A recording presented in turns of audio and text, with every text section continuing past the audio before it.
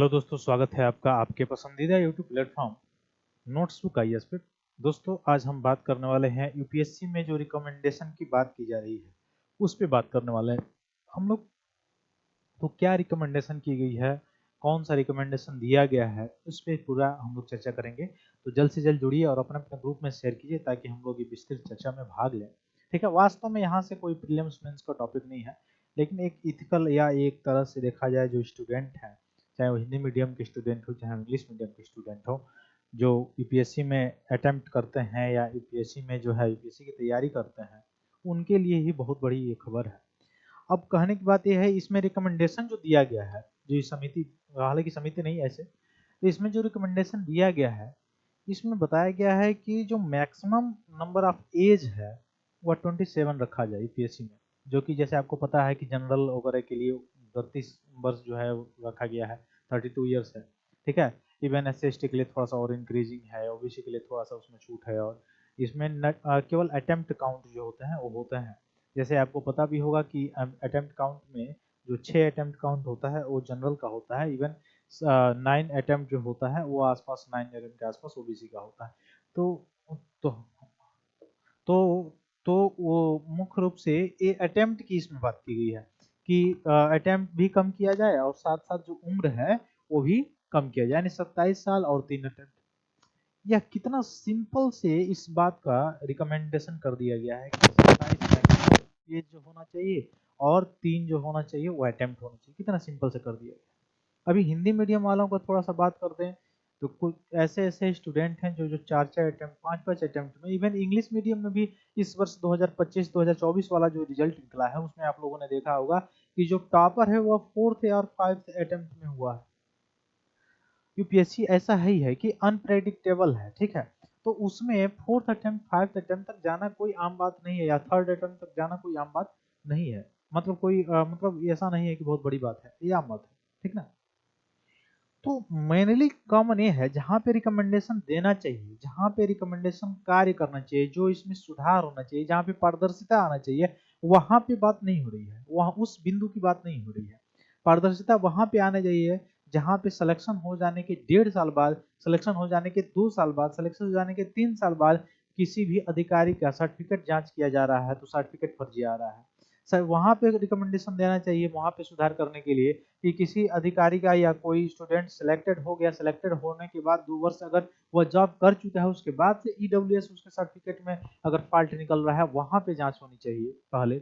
या फिर से ओबीसी सर्टिफिकेट अगर अगर रॉन्ग बनवाया है तो वहां पे जांच होनी चाहिए कि पहले जो आप सिलेक्शन जो ले रहे हैं, सिलेक्शन लेने का जो टाइम है, पूरा टाइम पीरियड जो है वह 1 से 1.5 साल का है। 1 से 1.5 साल में आप ऐसा आप क्या नहीं कर पाए जिसके कारण वह जो स्टूडेंट है जिसका सिलेक्शन आप ले रहे हो उसमें फर्जी सर्टिफिकेट, फर्जी डॉक्यूमेंट जो है उसका आप जांच नहीं कर पा रहे हैं। जो जॉब है लगने के 2 साल और 3 साल बाद आप जॉब मतलब जांच कर रहे हैं, आखिर क्या चीज है। क्वेश्चन वहां पे रिकमेंडेशन देना चाहिए। दूसरा रिकमेंडेशन की अगर बात किया जाए तो रिकमेंडेशन ये देना हुआ चाहिए कि जो इसमें पारदर्शिता की कमी दिखाई दे रही है वहां पे होनी चाहिए। जैसे पिछला वर्ष आपने देखा पूजा खेड़कर वाला जो मामला आया था, उसके बाद से यूपीएससी ने अपने सीधे से सीधे पैटर्न ही बदल दिया। और पैटर्न कैसा बदला, तो पैटर्न ऐसा बदला कि आधे से अधिक लोग तो फॉर्म ही अप्लाई नहीं कर पाए, आधे से अधिक लोगों के पास जो डॉक्यूमेंट है वो आनंद फानंद में बन ही नहीं पाया। अचानक देता है नोटिफिकेशन, अचानक नोटिफिकेशन में बात की जाती है कि ऐसे ओटीआर होगा, ऐसे भरा जाएगा और ऐसे ऐसे डॉक्यूमेंट्स लिए जाएंगे। वहां पे रिकमेंडेशन देना चाहिए, वहां पे सुधार करने के लिए। रिकमेंडेशन तो वहां पे देना चाहिए जहां पे लाखों स्टूडेंट जो है भरते हैं और हर एक दूसरे साल, हर एक तीसरे साल या हर एक एक एक साल गैप करके ट्रेंड चेंज कर दे रहा है प्रीलियम्स का, वहां पे रिकमेंडेशन देना चाहिए। रिकमेंडेशन देना हो तो देना चाहिए कहाँ पे, कि जो प्रीलियम्स में बच्चे बैठ रहे हैं उसमें विदाउट कट ऑफ का, विदाउट, अगर आप मेंस में बच्चों को बैठने के लिए जो ऑफर कर रहे हो, ऑफर का मतलब जो बच्चे जो है प्रीलिम्स क्वालिफाई कर चुके हैं उसके बाद से मेंस में बैठते हैं, ये सभी को पता है। लेकिन मेंस में कब बैठते हैं आप, कुछ उसका जो है आंसर की बनाते होंगे प्रीलिम्स का, सीसेट या जो जनरल साइंस है उसका, उसका जनरल सब्जेक्ट है उसका, उसके बाद से उस आंसर की के तहत उसके मार्क को जांच करते होंगे, OMR को जांच करने के बाद एक कट ऑफ बनाते होंगे, उस कट ऑफ के अंतर्गत जो आता होगा स्टूडेंट उसको आप मेंस के लिए क्वालिफाइड करते होंगे मेंस में बैठने के लिए। इसका मतलब आपके पास उसका रिजल्ट भी होगा, आपके पास उसका आंसर की भी होगा, आपके पास उसका कट ऑफ भी होगा। तो आप कट ऑफ या प्रीलिम्स के बाद और मेंस से पहले क्यों नहीं जारी करते हैं? आखिर वो लड़का जो है अगले वर्ष न बैठेगा, अगले वर्ष प्रीलिम्स में बैठेगा, इस वर्ष तो बैठेगा नहीं अगर जो फेल हो गया होगा। तो कम से कम उसको ये तो पता चलेगा कि मेरा आंसर की या आपके आंसर की जो जारी किया गया है कहाँ पे फॉल्ट है, या आपने जो बच्चा जो है जिसका नहीं निकल पाया उस कहाँ पे फॉल्ट है, तब तो वो अपना रिव्यू कर पाएगा। अब आप रिजल्ट देते हैं, रिजल्ट देने के बाद तब आंसर की जारी करते हैं, आंसर की जारी करने के बाद तब आप पूरा सारे सिस्टम जो है कट ऑफ बताते हैं, और मात्र 10 दिन अगला प्रीलिम्स रहता है, 10 से 15 दिन, तब आप रिजल्ट जारी करते हैं। अब उस 10 से 15 दिन में जिस लड़के का मेंस हो गया, प्रीलिम्स हो गया, इंटरव्यू तक गया, अब किसी कारणवश छट गया, तो कैसे तैयारी किया होगा, किस तरह से उसका फेस होगा, फेज कैसे होगा उसका? तो रिकमेंडेशन तो वहां पे देना चाहिए, सबसे बड़ा जहाँ लूप होल है वहां पे देना चाहिए रिकमेंडेशन उस चीज को सुधारने के लिए। तो यह जहाँ पे सुधारने की बात है वहां पे तो नहीं दिया जा रहा है, क्यों? अब इनका एक माइंडसेट अलग है कि हमको नवयुवक चाहिए। अरे नवयुवक चाहिए तो उस तरह की, अगर आप गवर्नमेंटेड स्कूल की बात की जाए तो किस क्वालिटी की आप एजुकेशन सिस्टम दे रहे हैं। इवन एसर की रिपोर्ट आप देख लीजिए कि क्लास 8 और क्लास 7 के जो बच्चे हैं वो क्लास 5 और क्लास 6 के, क्लास 4 के जो टेक्स्ट हैं, जो मैथमेटिक्स कैलकुलेशन है उसको नहीं कर पा रहे हैं। एसर की रिपोर्ट आप देख लीजिए। इसका मतलब क्वालिटी ऑफ एजुकेशन जो है, एजुकेशन साक्षरता तो आप बढ़ा रहे हैं। जैसे अभी हाल ही में आप देख रहे होंगे कि गोवा जो है 100% साक्षरता वाला राज्य बन गया, मिजोरम जो है 100% साक्षरता वाला राज्य बन गया, लेकिन क्वालिटी ऑफ जो एजुकेशन है वो कहाँ पे है? हिंदी भाषी जो छात्र हैं उनके साथ क्या हो रहा है?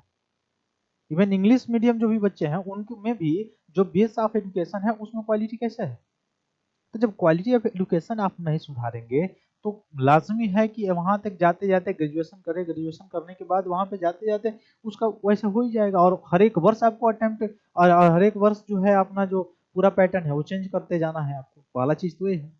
और अगर आप इतना ही पारदर्शी हैं, इतना ही पारदर्शिता आपके अंदर है, तो हमको ये नहीं समझ में आता है कि जब प्रीलिम्स हो जा रहा है, सारी चीज आप बना के ही मेंस में बच्चों को बैठाते होंगे, तो फिर कट ऑफ जारी करने में, आंसर की जारी करने में ऐसा क्या प्रॉब्लम है? हो सकता है इसमें प्रॉब्लम यही है जो 2024 में देखने को मिला, कि 2024 का जो आंसर की आया उसमें जो रिजल्ट के बाद आया, यानी जो दूसरा 2025 वाला जो प्रीलिम्स होना था उसका 10 दिन पहले आया, उसमें दिखाया जाता है कि 3 क्वेश्चन जो है वो क्या था, गलत था। अब आपके पास जो है, आप बच्चों से तो ये अनुमान लगाते हैं कि बच्चे ये लिख के लाएं या ये इतना क्वेश्चन करके आए, आपके पास विशेषज्ञों की भी कमी है। हो सकता है यही कारण है जिसके कारण आप रिजल्ट और आंसर की या कट ऑफ नहीं जारी करते हैं प्रीलिम्स के बाद, ताकि अगर हम क्वेश्चन डिलीट करते हैं, अब बताइए 3 क्वेश्चन डिलीट हुआ इस वर्ष, अब वो क्वेश्चन डिलीट हुआ, अगर किसी बच्चे को पहले पता चल जाता प्रीलिम्स के बाद यानी मेन से पहले कि इतना आंसर की था, ये आंसर गलत है, तो अगर वो ऐसे चीजें कुछ गलत होती तो वो जाके उसके लिए सुधार करता, या उसमें गलत होता तो वो उस अपने फॉल्ट को सुधार करता, या आप में अगर कोई लूप होल है तो उसको उसके लिए कुछ भी जो है वो सारी चीजें की जाती, आपसे मांग की जाती। लेकिन आपको तो सीधे बाद में देना है। अब 10 दिन बचा रहेगा तो कौन लड़का जाएगा आंदोलन करने? सीधे आपके माइंडसेट में बना हुआ कि कोई आंदोलन करेगा, कोई मांग नहीं करेगा, भाई सीधे सीधे प्रीलिम्स की तैयारी करेंगे, 10 दिन में कोई जाएगा कोई मांग करने के लिए? तो बात तो ये है। तो वहां पे रिकमेंडेशन तो नहीं दिया जाएगा कि हाँ कैसे किया जाए कि और थोड़ा सा ट्रांसपेरेंसी लाया जाए, कैसे पारदर्शिता लाया जाए, इस चीज पे बात नहीं होगी, क्योंकि पारदर्शिता यहाँ पे लूप होल दिखाई देती है पारदर्शिता की। ठीक है, तो पारदर्शिता यहाँ पे इवन जो यूपीएससी ऐसी संस्था है जिस पर अभी तक कोई क्वेश्चन मार्क नहीं लगा हुआ है, बाकी जितने भी स्टेट पीसीएस आप देख सकते हैं क्वेश्चन मार्क कभी ना कभी किसी न किसी तरह से लग ही गया है। ठीक है, तो सीधे सीधे सीधी बात है कि ऐसी संवैधानिक जो संस्था है, अगर वहां पे अगर ट्रांसपेरेंसी नहीं है तो फिर कहाँ पे रहेगी? वहां पे ये सारी चीजें होनी चाहिए ना, कि हाँ प्रीलिम्स के बाद हम कट ऑफ जारी करेंगे, हम आंसर की जारी करेंगे, उस हिसाब से बच्चा जो है, और एक लड़का जो है, और एक अगर दूसरे वे में आप देखें तो इसमें श्रम बल भी अपना जो श्रम क्षमता जो है खोता जा रहा है, तो इसको सुधारना चाहिए। ठीक है, तो चलिए हम लोग यही देखते हैं, यही पॉइंट था जो आप समझ गए होंगे मैं क्या चीज बता रहा था, हालांकि आप सभी लोग जानते ही होंगे। तो उम्र सीमा और अटेम्प्ट की संख्या के बारे में यहाँ पे बात की जा रही है। अभी तो फिलहाल में 32 वर्ष जो है जनरल ईयर है। ठीक है, इसी को हटा के 27 वर्ष करने की बात की जा रही थी। ठीक है, तो हालांकि अभी माना नहीं गया, लेकिन फिर भी ये रिकमेंडेशन जो लोग दे रहे हैं, आखिर उनका दिमाग और किसी बिंदु पे क्यों नहीं जा रहा है? यहाँ पर ही क्यों आके अटका हुआ है? हो सकता है उनके जो लोअर से अपर तक जिस स्टेज पे वो पहुँचे हैं, हो सकता है उनके ग्रैंडफ़ादर, मदर, फादर और उससे भी जो पहले की पीढ़ी है वो लगातार जो है ऑफिसर श्रेणी में ही रहे हों। वह ज़मीनी से जुड़ा हुआ व्यक्ति, अब ज़मीनी से जुड़ा हुआ जो व्यक्ति होगा, ज़मीन से जुड़ा हुआ जो स्टूडेंट होगा, जो विद्यार्थी होगा, जो अभ्यर्थी होगा, उसका क्या हुआ? ठीक है। तो आयु सीमा में ऐसी बदलाव करने की तर्क ये दिया जा रहा था। ऐसा सारी चीजें, अटेम्प्ट की संख्या में भी बदलाव करने की बात की जा रही थी, कम करने की बात की जा रही थी। ठीक है। अब इस सिफारिश के पक्ष में तर्क ये था कि आयु को युवा और अधिक ऊर्जावान लोगों की जरूरत है इसको, ठीक है, इसलिए ऐसा करना करना चाह रहा है। ठीक है। लेकिन आखिर यह आएगा कैसे, ये सारी चीजें मैंने आपको बता दिया। ठीक है। तो ये सारी चीजें थी। फिर मिलेंगे हम लोग अपनी अगली क्लास में, तब तक के लिए बहुत बहुत धन्यवाद दोस्तों।